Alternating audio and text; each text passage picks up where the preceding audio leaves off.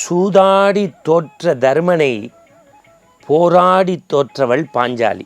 இந்த வார்த்தை ரொம்ப முக்கியம். சூதாடி தோற்ற தர்மரை போராடி தோற்றவள் பாஞ்சாலி. ஏன் தெரியுமா? ஒரு முறை அந்த தர்ம மகாராஜாவை பார்த்து கேட்குறா, உனக்கு கோபமே வராதா?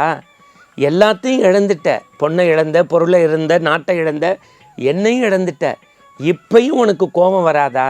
தர்மன் சொல்கிறார், வனவாசம் முடிகிற வரைக்கும் நான் போர் புரிய மாட்டேன்.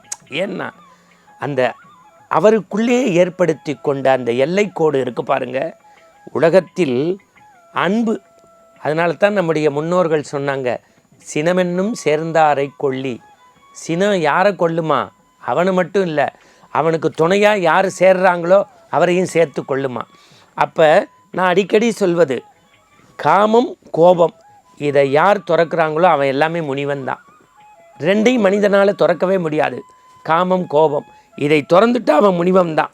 இன்னும் நம்ம சொல்லுவோம், எனக்கு மட்டும் கோபம் வந்தால் நான் மனுஷனாக இருக்க மாட்டேன். நல்ல வார்த்தையை கவனிங்க, எனக்கு மட்டும் கோபம் வந்தால் நான் மனுஷனாக இருக்க மாட்டேன்பா.